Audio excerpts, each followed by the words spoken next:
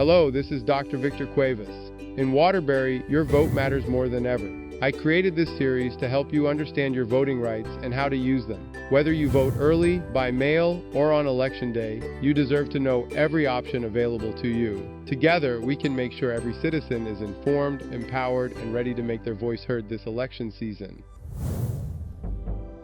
Welcome, everyone, to T.E.A.M Podcast, where together, everyone achieves more. Tonight, we're talking about something that's been quietly shifting here in Waterbury and across Connecticut, the political landscape, people. Over the last year or so, we've seen the Republican Party in Waterbury grow from 6,000 registered voters to 9,000.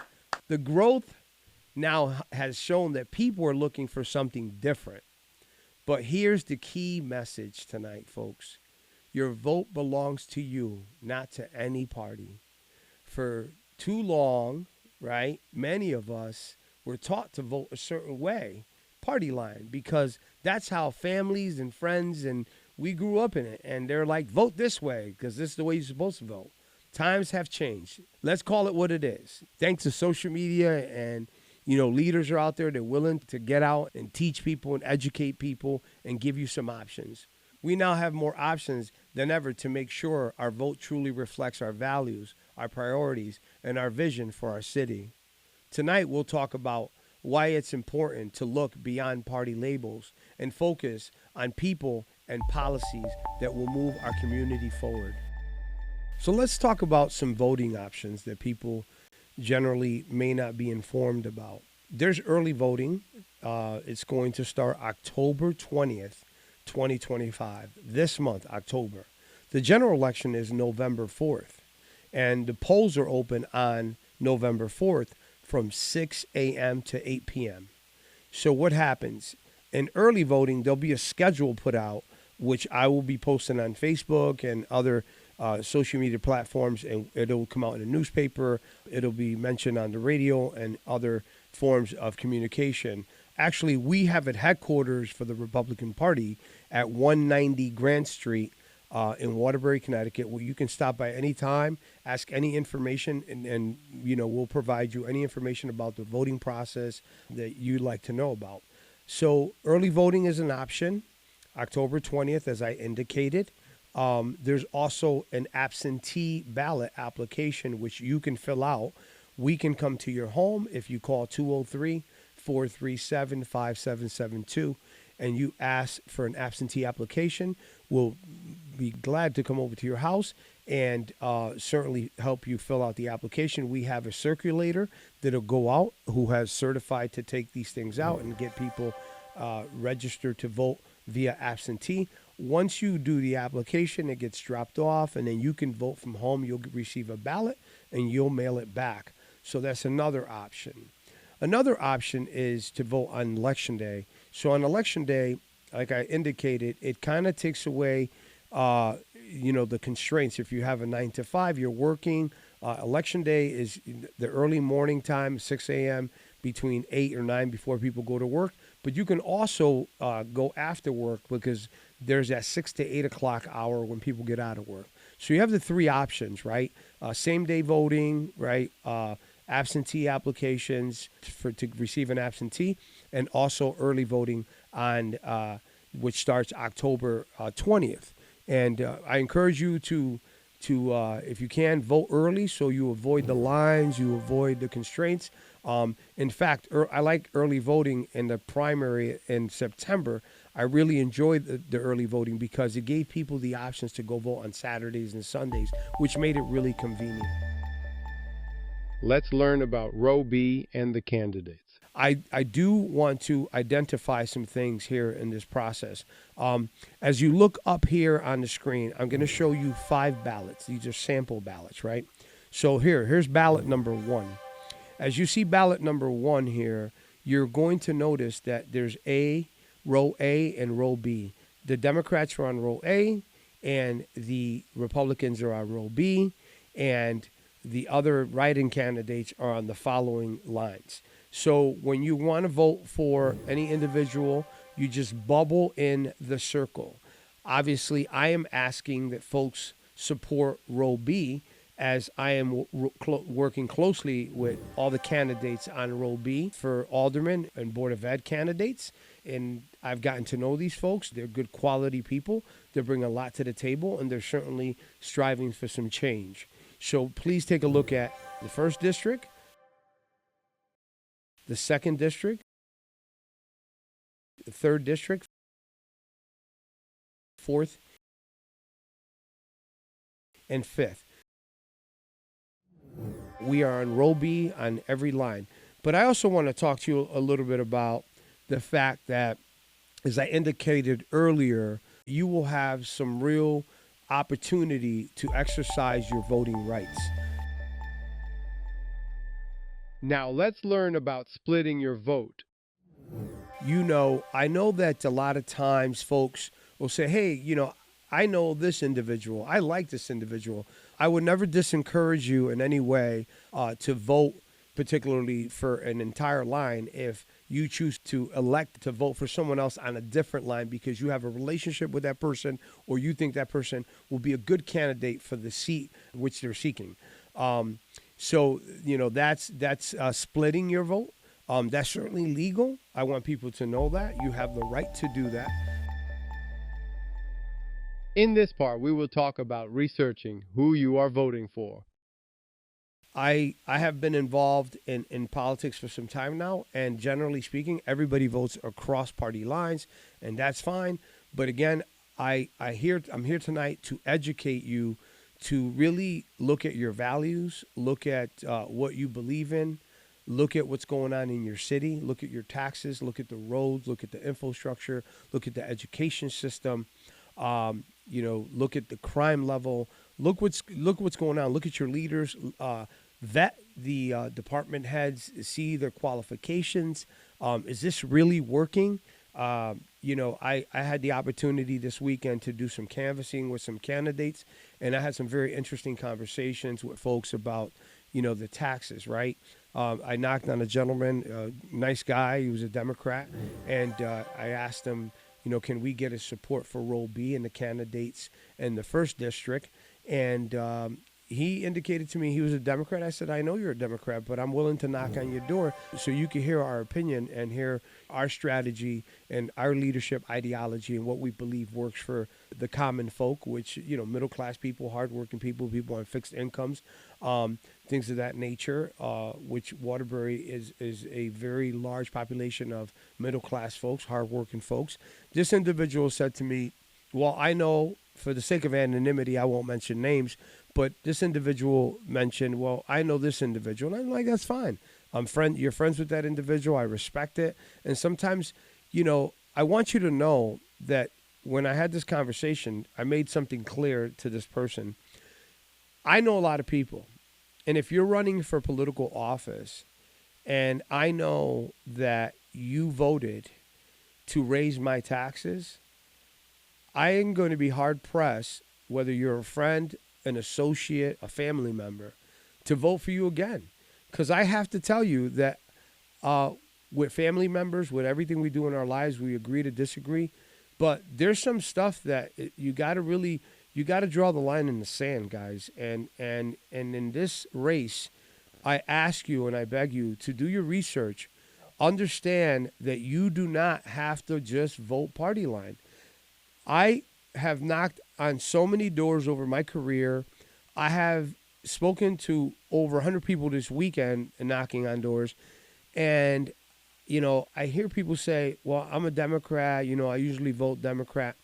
And I have to tell you, a lot of those Democrats were very happy that I knocked on their door. I gave them an education of their lifetime. They're actually going to vote Roll B and support the candidates in District 1. Because I gave them, in particular, examples. I explained to them with validity about how their taxes were raised, why they were raised. And the consensus was, after our conversation, is that, wow, why would you raise taxes when there really wasn't a need? And then if you did raise taxes, what was the money spent on? Like some of the spending that went on after the budget had passed, and the new jobs that were created, the extensions of the mayor's office and things of that nature, are these agencies and additional jobs, Are they really needed? Are they specifically driven to problem solve some of the issues we have? Or they're just jobs that were kind of created to kind of elevate the seat of the mayor and kind of quietly advertise and do public outreach for the mayor, so he would do less, but more people would do more for him, but keep him in the vision of the community to see, hey, I'm from the mayor's office, I'm doing this. That's all part of the game, and that's part of the strategy. You have to do public outreach. But when you have several office duplicating services, that becomes strategically a nightmare financially, because now we're paying salaries and people in different departments doing duplicating services, and that's bad business. You can't do that kind of stuff. It hurts ultimately the taxpayer. So I ask you to, really ask really good questions, understand the voting process, understand the person you're voting for, what their values are, what their intentions are. Dig deep, look into who you're voting for, what they stand for. Just don't vote party line. For me, I have to tell you that I served as a legislator for about 6 years for the state of Connecticut, and I was a Democrat. And I grew up a Democrat because that's what we were taught growing up in a poor home, is that poor people are Democrat and rich people are Republicans. And that is a complete fallacy. And not until I became educated and I learned the process and I understood how government works, I knew there was good Democratic values and good Democratic ideas, and I knew there was good Republican values and good Republican ideas, but I also learned that there were some bad ideas on both sides. This is a good moment to stop and understand the difference between local and national politics.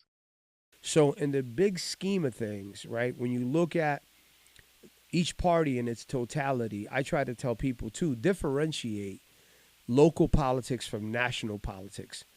Do not get caught up in the rhetoric of national politics here in Waterbury. And I have to tell you this. I was at Focus and Drive with a group of people canvassing, and we did very well up there. And I know the Democrats had been there a week before, and I had run into a colleague of mine, Senator Joan Hartley, who was talking to some individuals. And I was listening to some of the rhetoric that she was using, trying to talk to folks about, how, we have to watch these Republicans. Look what's going on. They're taking babies out of houses and, they're separating families. Listen, is that happening nationally? Absolutely. Is that happening in Waterbury? No, it's not. And you know what? I respect Senator Hartley. She's one of my favorite people. But I got to tell you, we got to stop fear-mongering. We got to stop trying to gain votes by fearing people, putting fear in people's hearts about what one party's doing and not the other. Let's stick to the facts. Stick to the facts about taxes, crime, school, education, services, duplication of services, government waste. Talk about that stuff, right? Economic development, have we gone anywhere? Have we moved the needle in Waterbury? No, we haven't. So these are things that local voters need to talk about. In this next section, let's take a look at the political shift happening in Waterbury. The unfortunate part is that most voters out there, as I indicated, like I was for a long time and my family was, is that we voted because that's what we grew up in and that's what we were taught to do. So now you can see the shift happening in this past year and a half, 14 to 16 months. I mean, we have 9,000 Republicans in Waterbury, and this is fascinating news. Ideologies are changing. A lot of these voters, too, are not new voters. They're people who were Democratic and switched over to Republican Party. So, and local politics in a lot of instances is a popularity contest, and some of it has to do with how much marketing you do and how much social media you do. But I keep telling people the most important thing in these types of elections, make some phone calls and ID voters and knock on some doors, be a visible leader. People want to hear from candidates. And I know that in such a short window, we have 4 weeks before the election. It's difficult to hit, 4 or 5 thousand doors, especially if you're running on a tight budget and you don't have that kind of money to spend on canvassers and people to make phone calls. A lot of stuff is done on a volunteer basis. But here's what I say to you tonight. I want to talk to you about a few things that I opened up with and the options about voting, who can vote, who cannot vote, and how can you vote. People with criminal records. I can't believe how many people I come across that don't know the law, that you can vote if you have a felony. You cannot vote if you are on parole. And if you have either murdered somebody or robbed the bank, you can't vote. I believe those are the only two crimes, if you're carrying a felony, is a capital murder or a robbery, that you cannot vote in a general election, whether it's national, congressional, or local or state. Other than that, in the past few years, I've educated some young people that are in transition from prison, some people who gotten felonies that did not know that they can vote and they can exercise their right. And I got to tell you, a lot of them are taxpayers. They own houses. They change their lives. They have families and the kids in the school system, and they want to get engaged. And they just never knew. They thought they were stripped of that right. No, they're not. So please be cognizant of that. The truth about Row B. I like to tell you my reasoning behind Vote Row B. What I've seen is a movement that's incredible. I've been in it for about a year and a half. And I ask you that if you want to see this movement up in front, over the past few months, we've reached out to hundreds of volunteers. I have a book in headquarters, which I'm helping the Republican Party build and get some new leaders elected, young people that are vested in this community. What's fascinating to me is that this book of volunteers that we've been seeking folks to come and join the movement has grown beyond 100 in the past week. It's amazing. That number has now grown every week. We have 5, 6, 7, 8, 10 members that want to join the team, want change. And I have to tell you that 80% of them are Democrats and unaffiliates. And to me, you know what that tells me? The message that people who are out there on our team are putting out in social media, the message that people are now starting to read more, understand more, because we continue to educate. And I got to tell you, in this election, there's going to be some individuals, as I indicated, on both lines, and you might know someone.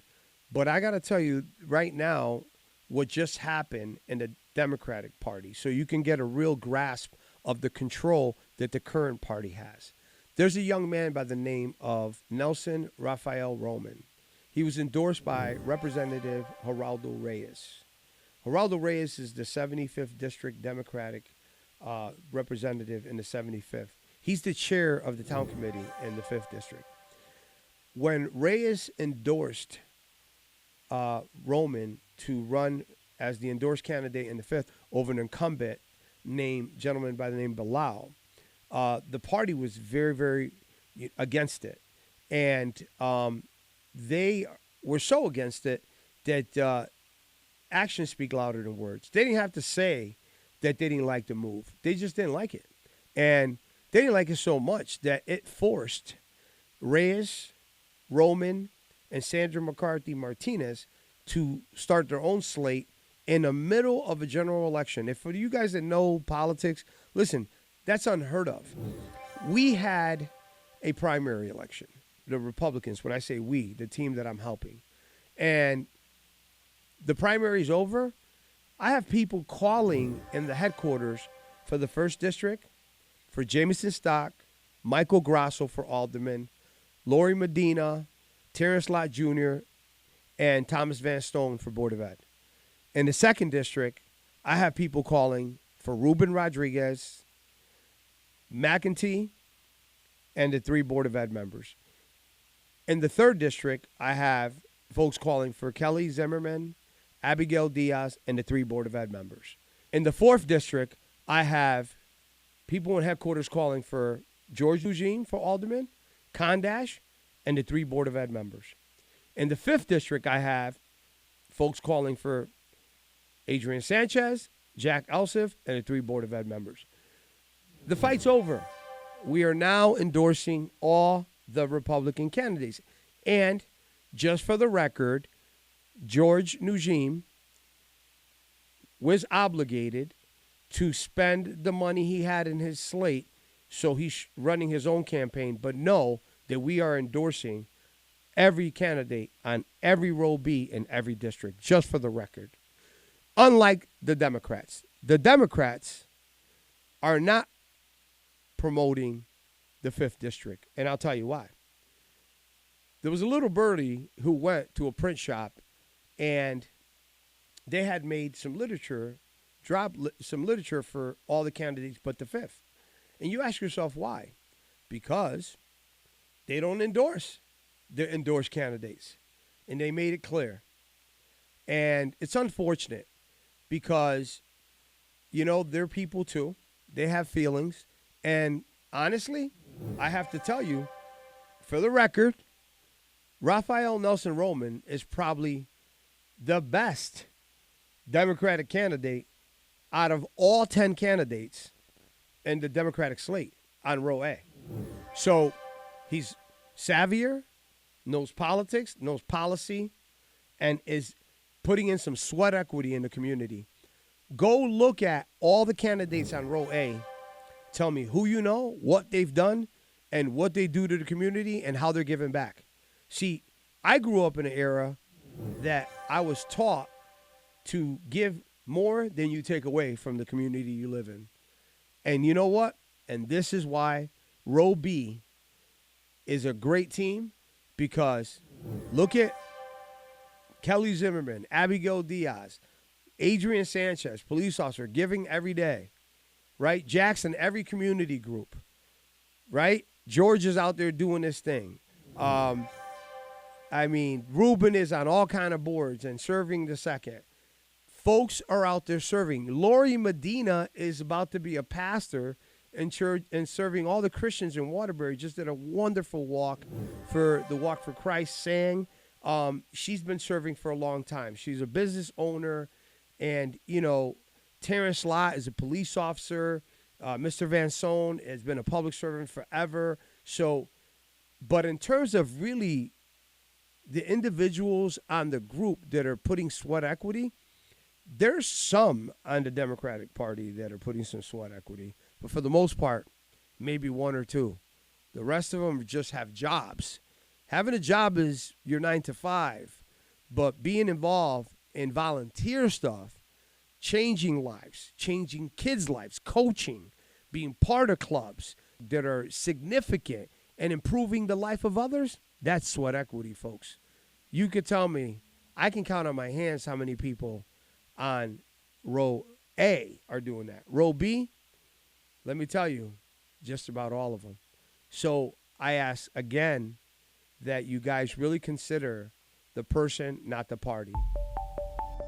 Finally, consider Republicans for a positive change. Why voters should move beyond party lines. Accountability over loyalty. I want you to remember that. Voting for individuals and their ideas keep leaders responsive to us, not their party. Just remember that. That's so important. Local issues often cross party lines all the time. Things like education funding, public safety, housing, and taxes aren't strictly Republican or Democratic problems. They need practical solutions. We should look at having a healthy democracy, like having competitive elections, push every party to listen better and perform better. Breaking old habits. Today's challenges require fresh thinking and sometimes crossing lines. Let's empower the voter. I urge all the voters to become empowered. You're not bound by your parents' or grandparents' voting methods. Your voice is your own. So I encourage you voters to research candidates individually. Look at their records, priorities, and their ability to deliver. Progress depends on collaboration, not party walls. Every vote counts equally, whether cast early by mail or on election day. Local elections often decide issues closest to home, like schools, taxes, and neighborhood investments. I want you to know that at the end of the day, you guys have to really look in the mirror and start looking at how you live, what affects you, what affects your neighbors, what's going to affect your children and your grandchildren. It is time to change just voting party line. And in this election on November 4th, I'm asking thousands and thousands of people that have come across my lane, whether I coached you, I was your teacher, your mentor. It's time to now, you ever watch that movie that guy goes out the window, he goes, I'm not taking this anymore. I'm not taking this anymore. I'm telling you to do that. You're not taking this anymore. You vote row B in District 1, in District 2, District 3, District 4, and District 5. Look at those candidates. You can be a Democrat and an unaffiliate. You can vote for change if you have the same candidates that have been in there for the last 4 to 8 to 10 years. We need change. And how you get change is you give somebody else an opportunity. I'm a coach, basketball, baseball, and you know something? I'm going to tell you this. It's hard to bring a starter from the starting lineup and sit them on the bench. But you know what? When you're not performing, it's time for change. And I'm asking you, help me on this team make that change. Make Waterbury better. Make a difference, because together, everyone achieves more. And please, 203-437-5772. Come out on November 4th. Vote on October 20th. Early voting. Call us. You need more information? Come out and meet the candidates, 190 Grand Street. We'll come to your house. We're not afraid of the hard questions. We want what's best for Waterbury. We want to move Waterbury forward and stop the games that are going on. We appreciate you. We ask you to please come out and vote for change. Row B. If you didn't get a chance to meet the candidates, some of the candidates that won in the primary election are currently now on to the general election. Go on Optimistic Entrepreneur. Click the link below. It'll bring you to my YouTube station where you can see some interviews and meet them up front, close, personal, to understand who they are, what they do, what they believe in, and some of the positive things they want to contribute to society here in Waterbury.